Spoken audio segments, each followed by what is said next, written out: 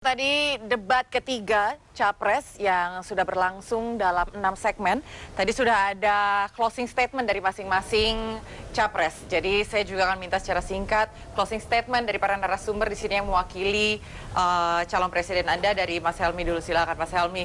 Ya, jadi ujung dari yang disebut dengan pertahanan itu adalah sebetulnya memastikan bahwa kita sebagai negara itu kuat. Maka kalau tadi melihat dua kandidat ya, baik itu 1 dan 3 itu memberikan kritik tajam karena hal yang paling mendasar yang disebut dengan minimum essential force itu tidak tercapai. Ya. Itu artinya kita tidak disegani oleh bangsa-bangsa di dunia karena dianggap standar pertahanan kita itu lemah sekali. Ya. Dan tadi sebetulnya tidak semata-mata soal anggaran sebetulnya, bisa kerjasama dan seterusnya. Ya.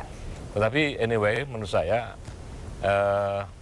pelajaran yang paling penting buat kita adalah bahwa dengan demikian pun kita Indonesia harus tetap menjadi panglima diplomasi, sampai oleh Mas Anies tadi, untuk kita bisa dihargai oleh bangsa-bangsa dunia. Dan sebetulnya politik luar negeri kita itu justru tujuan akhirnya adalah bagaimana kita ikut membangun apa yang disebut sebagai perdamaian dunia. Ya. Maka kembali bahwa perdamaian dunia itu titik tekannya adalah bagaimana kita menegakkan apa yang disebut sebagai humanity ataupun kemanusiaan. Saya kira itu. Oke. Dari Mas Hamdan sendiri? Tentu kita melihat bagaimana Pak Prabowo menjelaskan gagasan beliau sebagai calon Presiden Republik Indonesia, bahwasanya politik luar negeri ke depan di era kepemimpinan beliau insya Allah tetap fokus pada politik bebas aktif, good neighbor policy. Dengan kata lain, Indonesia itu menjadi sahabat yang baik bagi seluruh negara-negara di dunia. Kita akan dekat dengan Cina, kita akan dekat dengan Amerika, kita akan dekat dengan Rusia, kita akan dekat dengan Ukraina, kita akan sangat mencintai Palestina. Dan terus mendorong kemerdekaan untuk Palestina. Bahkan satu-satunya visi misi yang menjelaskan secara rinci bahwa Bapak Prabowo berkehendak untuk membuka KBRI di Palestina. Itu eksplisit di visi misi calon Presiden Prabowo Subianto dan Gibran. Nah, kemudian ada satu hal lagi yang begitu penting, ditekankan oleh Pak Prabowo. Beliau ini adalah pembelajar sejarah. Seorang yang mempelajari sejarah secara detail. Ada suatu peribahasa dari Cicero, nervus belli pecuniam infinitum. Artinya apa? Kekuatan tempur suatu negara itu banyak sekali terkait dengan kemampuan ekonominya. Ya, Napoleon Bonaparte mengatakan the army march on its stomach. Prajurit itu berjalan itu di perutnya. Kalau tidak ada makanan yang cukup, tidak ada kekuatan ekonominya, maka kita tidak bisa menjadi global leader. Itu yang di-emphasize oleh Pak Prabowo. Kita harus terus memperkuat ekonomi kita, karena dengan memperkuat ekonomi kita, kita dapat menyejahterakan para prajurit kita dari Sabang sampai Merauke yang telah mempertahankan NKRI. Kita dapat meningkatkan gaji ASN, Polri, guru, jaksa dan lain sebagainya, karena mereka adalah di depan melayani rakyat Indonesia. Itu. Kedua, betul, pertahanan itu bukan melulu tentang senjata, tapi tentang sumber daya manusianya. Oleh sebab itu, apa yang dilakukan oleh Pak Prabowo adalah membangun Universitas Pertahanan di Nusa Tenggara Timur, membuka lebih banyak prodi-prodi jurusan-jurusan pertahanan yang membahas mengenai cyber, membahas mengenai STEM, science, technology, engineering, matematik. Karena apa? The man behind the gun. Kita bisa have the best military equipment in the world. Mungkin kita dapat F-22 dari Amerika misalnya. Tapi tidak ada yang bisa mengemudikannya. Bagaimana? Kita perlu ada SDM yang bagus. Oleh sebab itu Pak Prabowo menginvestasikan banyak resources negara selama beliau menjadi Menteri Pertahanan kepada pembangunan SDM. Nah, dengan ekonomi yang tumbuh terus, maka Indonesia berada dalam posisi yang lebih mudah untuk membeli alutsista terbaik.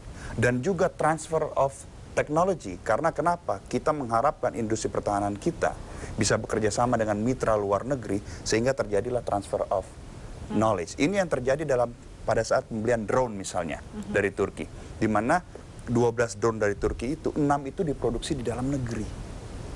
Sehingga ada transfer of knowledge. Nah, yang terakhir bahwa Pertahanan harus dilihat dari holistik. SDM-nya yang kuat, ekonomi yang kuat, dan juga kecintaan rakyat Indonesia untuk mempertahankan setiap jengkalnya. Oleh sebab itu, Pak Prabowo memfokus juga pada Komcat, komponen cadangan. Baik. Nanti kita akan mendengarkan statement dari tim Ganjar. Kita akan menyaksikan dulu, pemirsa, konferensi pers dari 03. Ya, silakan. Pak Felista dari iNews mau nanya, di dalam debat tadi Bapak sempat menyampaikan sejumlah data dan fakta. Kalau misalkan dari sudut pandang Bapak, apakah Bapak merasa puas dengan debat pada malam hari ini, di mana pada saat memaparkan data itu sempat ada perdebatan dengan paslon lainnya? Terima kasih Pak. Enggak, saya tidak berbicara puas atau tidak puas. Tapi debat ini adalah edukasi kepada publik agar publik punya preferensi untuk memilih. Maka ketika ada statement datanya tidak benar, maka saya tunjukkan data yang saya kepingin dalam konteks debat, data saya dibantah. Sayang saya tidak mendapatkan itu. Maka ketika kita berbicara, sebaiknya kita sama-sama hati-hati. Maka saya orang yang fair, kalau tidak tahu, saya minta silakan dikoreksi.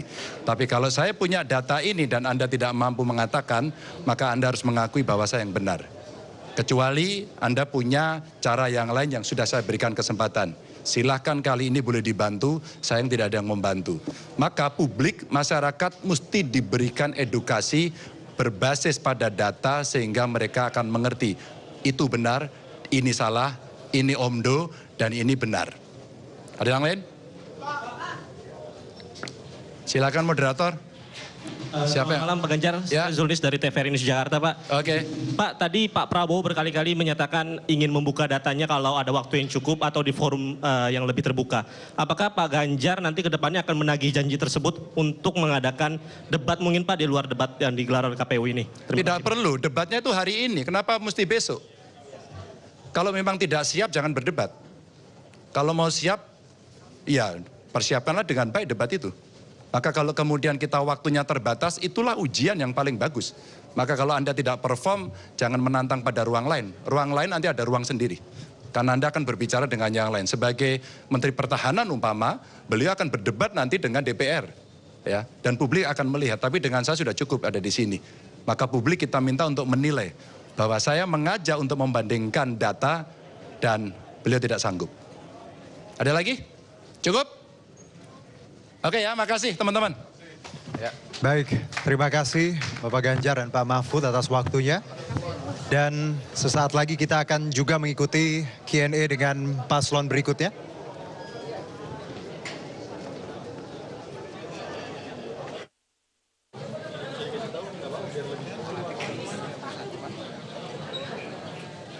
Dipanggil aja kali ya? Panggil apa?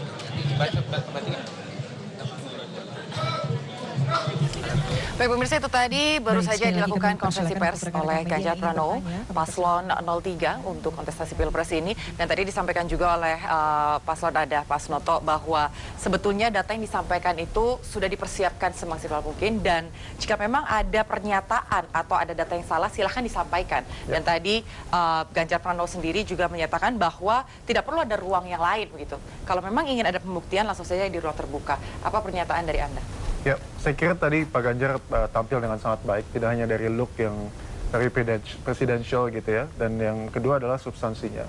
Dan tadi saya suka sekali dengan dua statement yang disampaikan. Pertama, hati-hati dengan data, dan yang kedua adalah bottom up. Bottom up artinya adalah inklusif dari bawah ke atas gitu. Jadi keputusan strategis terkait dengan pertahanan, hubungan internasional apabila dijalankan secara inklusif itu tentunya sangat baik bagi keputusan Indonesia gitu ya. Dan saya kira betul sekali bahwa forumnya adalah saat ini, karena yang lain ataupun data-data lain itu nanti mungkin kita tidak tahu akurasinya seperti apa dan kenapa harus ada behind conversation, behind this gitu ya. Jadi itu poin penting juga yang disampaikan Pak Ganjar. Dan tadi juga Pak Ganjar menyampaikan solusi-solusi alternatif yang sangat baik, mulai dari redefinisi bebas dan aktif, revitalisasi ASEAN, juga memberikan kesempatan bagi pemihak di Laut Cina Selatan untuk menjalankan kesepakatan bersama. Jadi tadi Pak Ganjar fokus untuk memberikan solusi-solusi alternatif. Tadi saya sepakat dengan Mas Hamdan bahwa pertahanan tidak hanya sempit dilihat dari senjata, kekuatan Indonesia juga tidak sempit hanya bisa diukur dari militer. Nah itu yang tadi Pak Ganjar coba tawarkan bahwa diplomasi kekuatan Indonesia itu jauh lebih luas daripada militer. Jadi itu poin-poin penting yang saya kira disampaikan. Selain Ganjar Pranowo, tadi juga Anies Baswedan beberapa kali disampaikan datanya salah. Apakah Anda punya pembelaan atau tanggapan terkait hal ini, Pak Helmi? Ya, saya kira kalau soal data memang bisa dikonfrontir ya, karena yang disampaikan Mas Anies juga data yang berdasarkan dikumpulkan oleh tim yang memang verified ya. Jadi saya kira untuk kedepannya ya, saya kira terkait data ini mungkin KPU bisa memberikan ruang untuk para paslon ini menyampaikan dalam slide ya.